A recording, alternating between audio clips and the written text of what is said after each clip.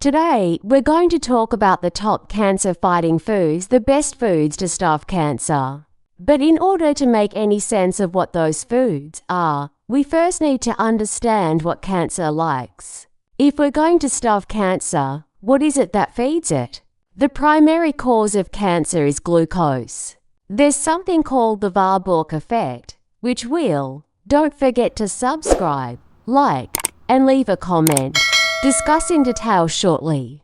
There is also chronic inflammation, carcinogenic compounds, and different chemicals that can cause mutations in cells and drive the conversion from a healthy cell to a cancer cell. Additionally, a lot of oxidative stress can create an environment where cancers thrive. When we have a weak immune system, we can't fight off cancer effectively. The normal situation is that a certain number of cells go bad on a regular basis. But with a normal immune system, we can clean that up. If your immune system isn't working, that might give cancer the upper hand. There are also some hormonal imbalances that can drive cancer. And then there is gut health, because a dysbiotic gut, if you have an imbalance in your bacterial flora, can affect virtually every one of these other factors. I gave each one of these items a little icon just so we can illustrate a couple of things along the way. But the number one thing we have to understand about these factors is that when we talk about cancer-fighting foods or the best foods for this or that, most people start thinking with a pill mentality. They think they're going to find that superfood that's going to go in and strike out all the evil in the body, but it doesn't work like that. First, we have to realize that there are certain things causing cancer, and unless we stop putting those factors in, there's nothing else we can do to make it better. So, the first thing we have to do is to avoid all the different factors that give cancer the upper hand. Then, we want to figure out what are some really good foods, some categories, some types of food that can help the body, strengthen the immune system, etc., and might be able to offset or compensate for some of these factors. The Warburg effect basically observes that cancer cells prefer glucose. They're different from your normal cells, they come from your body's own cells, but have changed. In that change, they now behave differently and prefer different fuel. There are basically two ways that a cell can make energy, whether it's a normal body cell or a cancer cell. The first way is called glycolysis, and the other way is called oxidative phosphorylation OXPHOS. OXPHOS is where we make a TP from a DP. Glycolysis can happen when there is no oxygen present. It doesn't need oxygen to perform that reaction, whereas oxidative phosphorylation requires oxygen. There are two types of fuel. One is glucose, and glucose can go into either of these two pathways. If we use some other substrate, primarily fat, it can only enter into the OXPHOS pathway. You can only burn fat in the presence of oxygen. But glucose can be used either way. A normal, healthy body cell, acting well-behaved, is going to use primarily OXPHOS because we typically have oxygen present. When we don't, that normal body cell can also rely on glycolysis, but it's not going to be as much because, as I said, oxygen is the normal situation. However, a cancer cell is not well-behaved, and therefore, it relies primarily on glycolysis. It's its favorite way of making energy. Even if it can perform oxidative phosphorylation and use oxygen, it's not going to be its favorite. It will favor glycolysis. A normal cell is going to favor oxidative phosphorylation. Here's why this becomes super important. Once we understand a little bit, and you don't have to remember all the details, just know this oxidative phosphorylation with oxygen is more efficient. We can get more energy made. But with glycolysis, we can do it faster, and that's what the cancer cell really loves. Because cancer is not well behaved, it's gone rogue. It tries to grow as fast as possible, which is why it prefers glycolysis.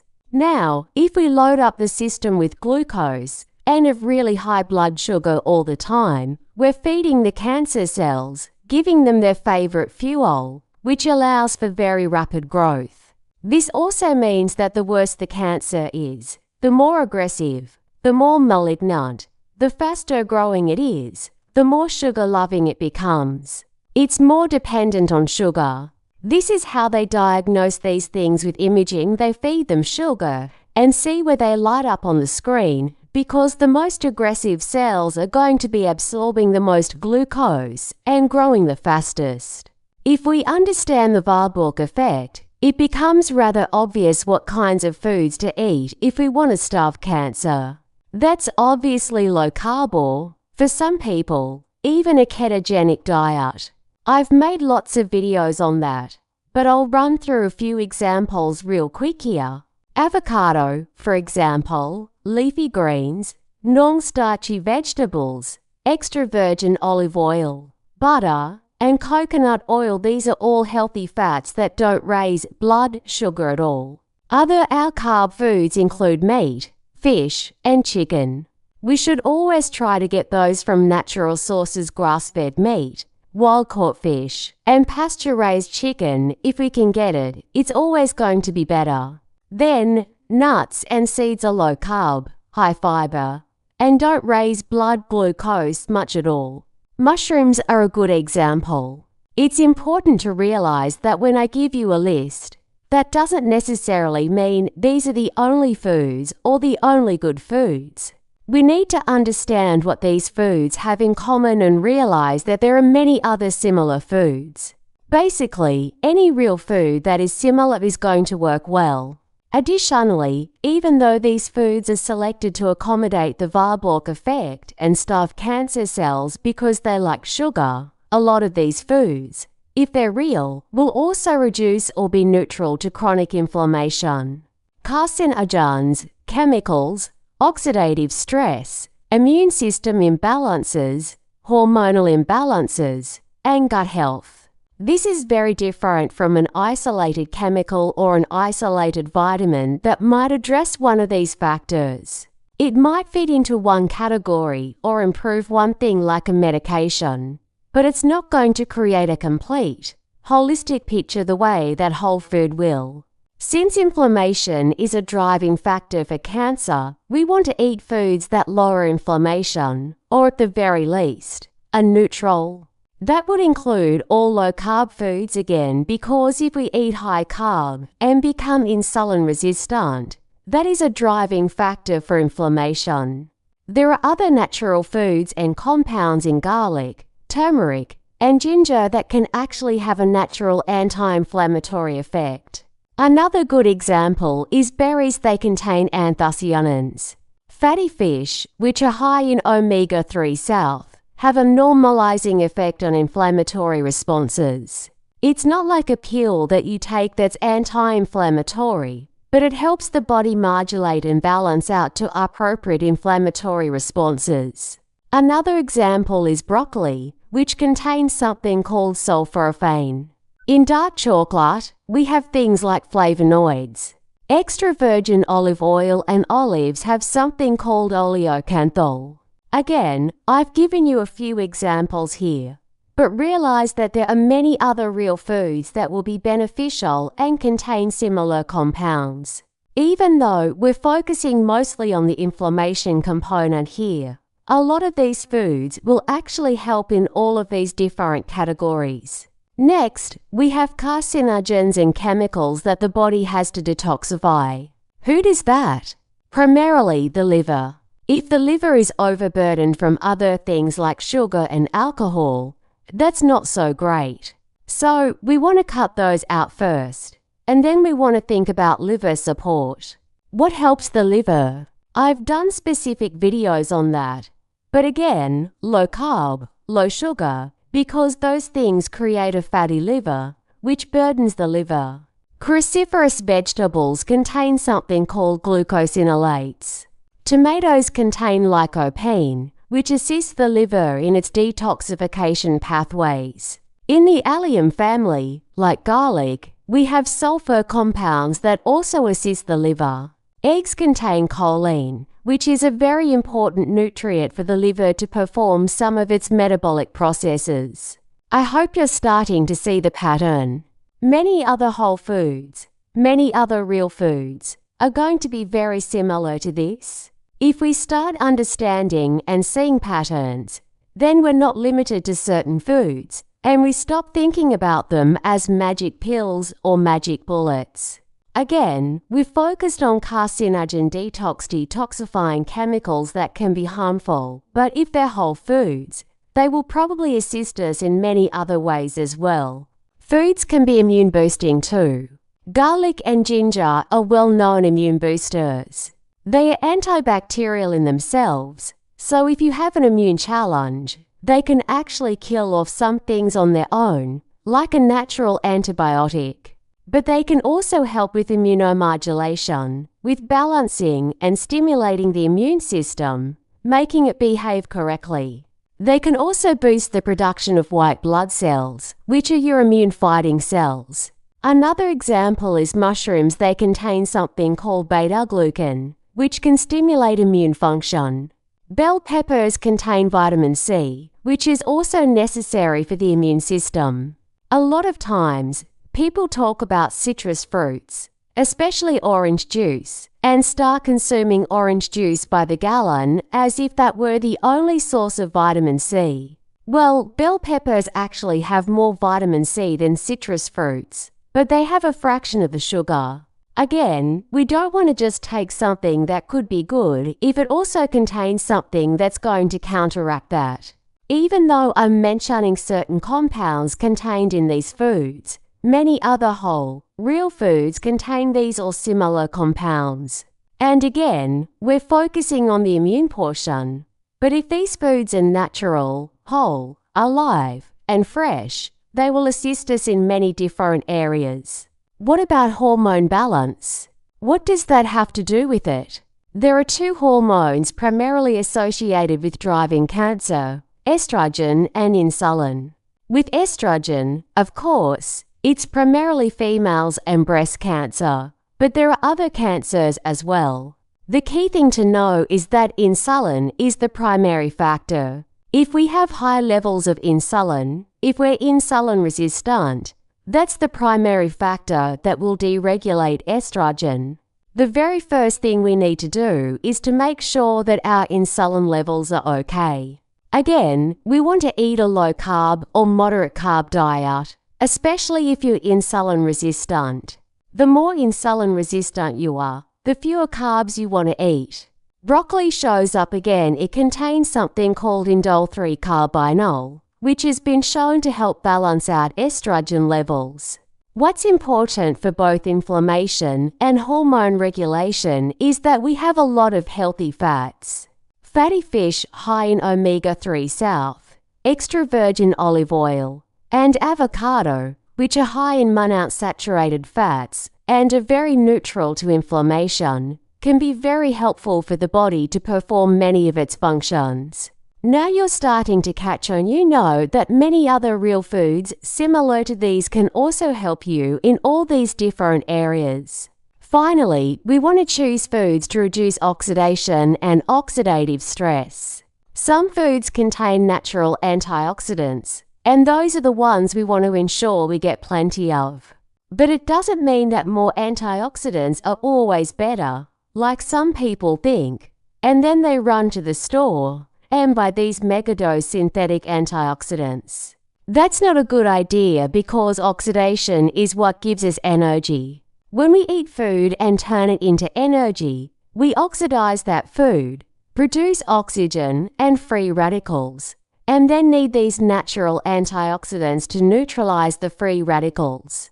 However, it is totally possible to eat a bunch of these megadose synthetic antioxidants and interfere with energy production. Long-term studies have shown that people who consume the most synthetic antioxidants live shorter lives. It actually takes years off your lifespan because that's not the way we want to go about it. We want to get things that are natural, that help the body balance it out naturally, not megadoses that interfere with and flatten what the body is trying to do. These natural antioxidants can be found in berries, dark chocolate, green tea, turmeric, tomatoes, and pomegranate saw-rich sources.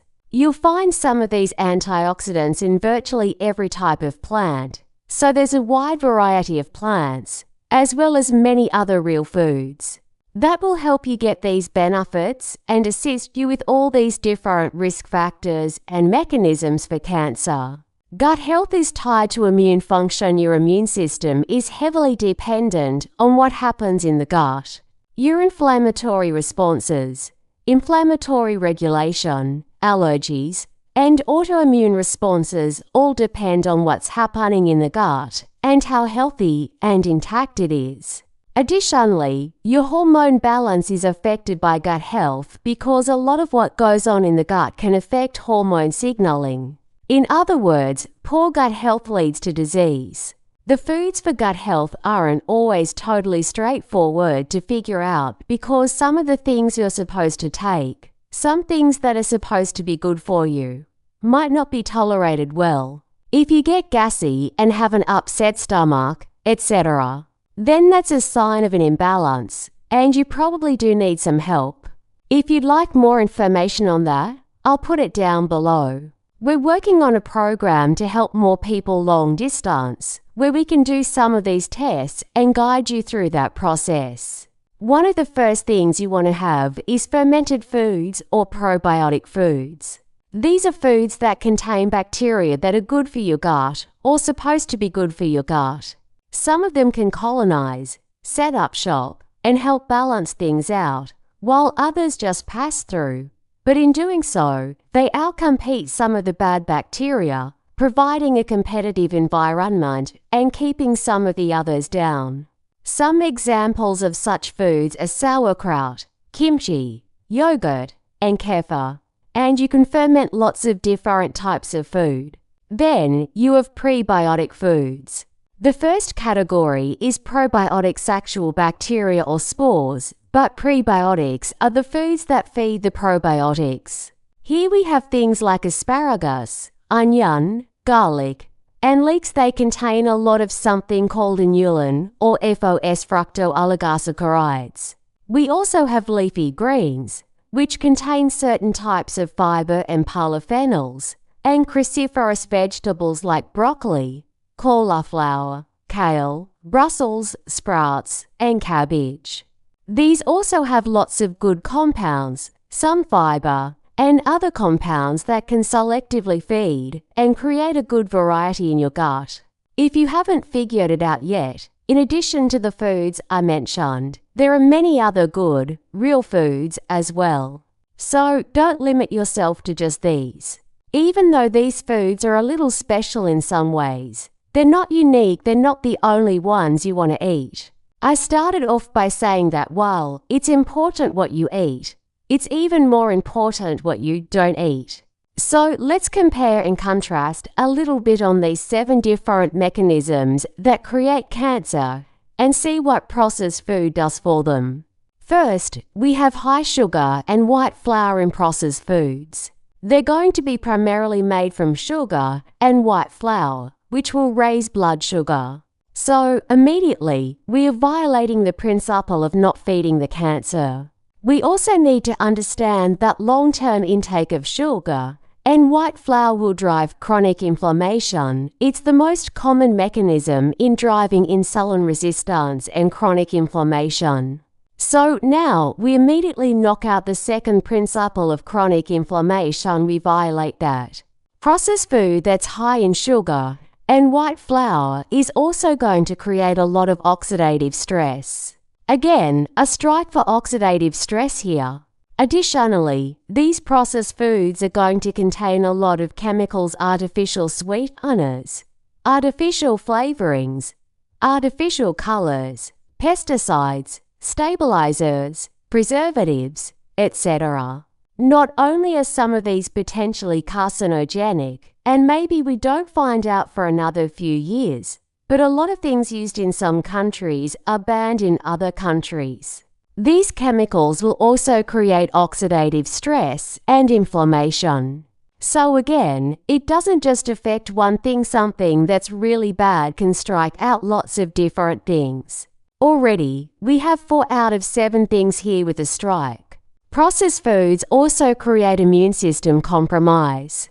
They place an additional burden on your immune system, so we get a big red X on immunity from processed foods.